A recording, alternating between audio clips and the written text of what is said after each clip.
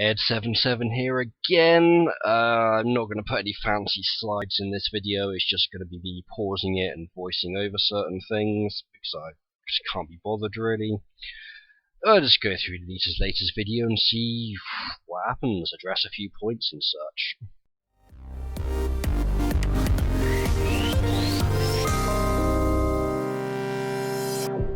Movement can be a powerful thing. Most of us who play games can appreciate the importance of a well-timed jump in a platformer or a skillful dodge in a fighting game. Yeah, skill you don't have because you don't play video games, remember? But sometimes it's the seemingly ordinary movements that actually tell us the most about a character. The way they do simple things like walk or sit down.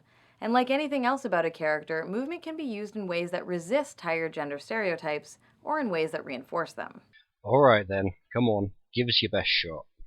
In Bungie's hugely successful online shooter Destiny, players start by creating their own character, a guardian who will fight to protect the last remnants of humanity. As with character creation tools in other games, this one lets you choose from different genders and races. In most ways, Destiny treats its playable female characters almost identically to how it treats its male characters.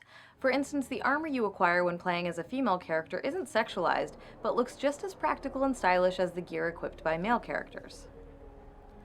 However, there is one way in which the male and female characters are differentiated by gender, and it has to do with their movement. Watch how a male guardian sits down, taking a load off after a long, hard day fighting the forces of pure evil. It's simple, it suggests confidence. When a female character sits down, however, it's a completely different story. She sits like a delicate flower. This is supposed to be a hardened space warrior, and yet she's sitting around like she's Ariel from The Little Mermaid.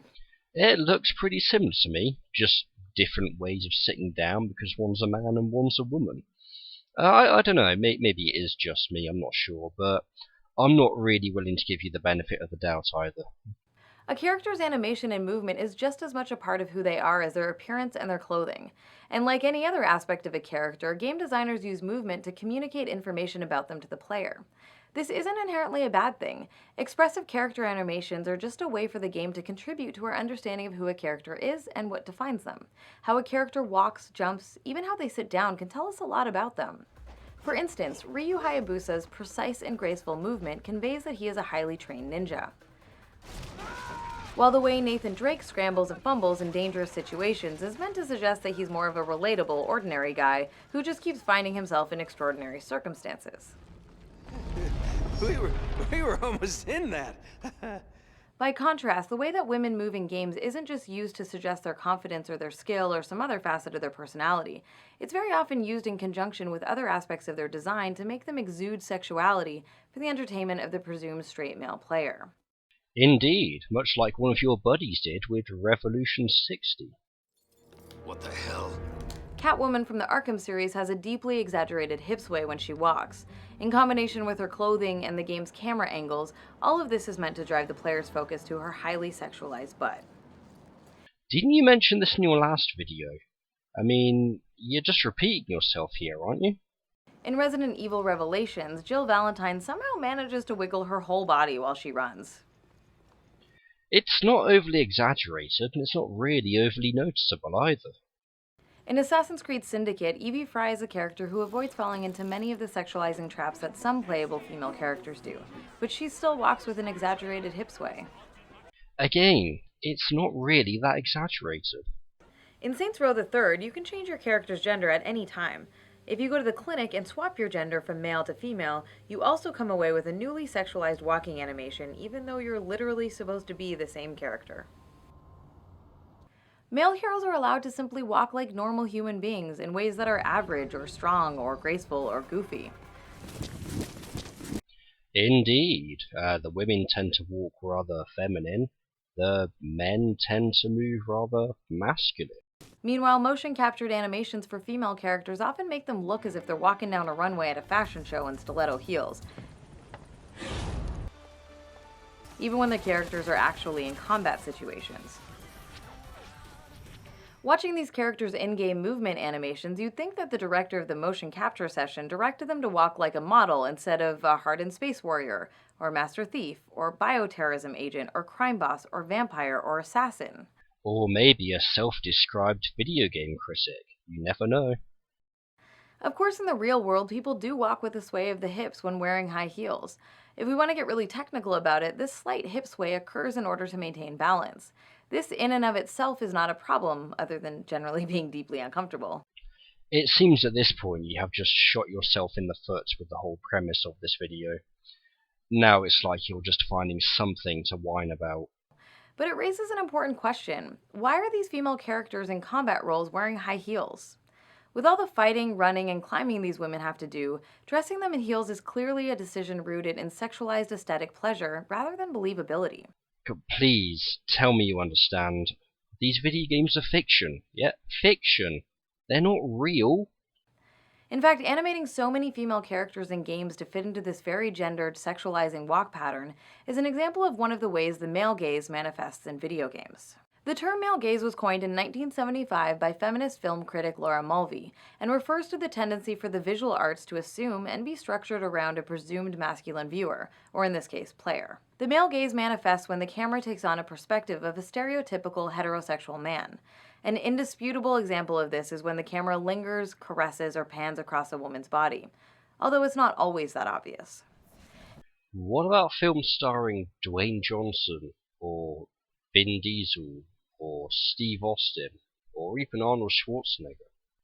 There's quite a focus on their bodies. It's just quite convenient how you miss that bit out. In games, it can be as simple as the in-game camera resting so that a character's butt or breasts or both are center line. It can be a cutscene that rests on a woman's butt. It can be clothing that they are wearing or the way they talk. Or it can be as basic as the way a female character moves around the game world. The male gaze reinforces the notion that man looks and the woman is looked at. Or as art critic John Berger explains in the 1972 book Ways of Seeing, men act and women appear. Men look at women. Women watch themselves being looked at. This determines not only most relations between men and women, but also the relation of women to themselves. To be clear, the male gaze is not a hard and fast rule. It's a theoretical concept that is meant to help us understand the sometimes subtle and nuanced ways in which our culture influences media, and the way that media in turn can shape and reinforce existing gender dynamics in our culture. The male gaze is also not in any way limited to men or heterosexual people. Almost all of us internalize and sometimes identify with the male gaze to some extent. Why'd you bother bringing it up then? I'm guessing you're guilty of it. Eradicating the male gaze is not as simple as introducing an inverse female gaze that sexualizes men either. Not just because equal opportunity sexual objectification isn't the answer, but also because it isn't actually equal. Let me guess. 'Cause patriarchy, right? One reinforces pre-existing oppressive ideas about women that are real and damaging to women in their everyday lives. The other doesn't reinforce anything. Nor are the two interchangeable. For example, when the satirical website The Hawkeye Initiative reimagines male characters in sexualized poses that are common for female characters, it isn't using the female gaze. This is just the male gaze applied to men. If it's satirical, why'd you even bother bringing it up? When male characters are depicted as shirtless or wearing little clothing, like the character sometimes dubbed Hot Ryu from Street Fighter V, their lack of clothing demonstrates their power and strength, rather than depicting them as erotic playthings or reducing them to sexualized body parts. Right, but it does portray a very unrealistic body image that men are expected to conform to in this day and age.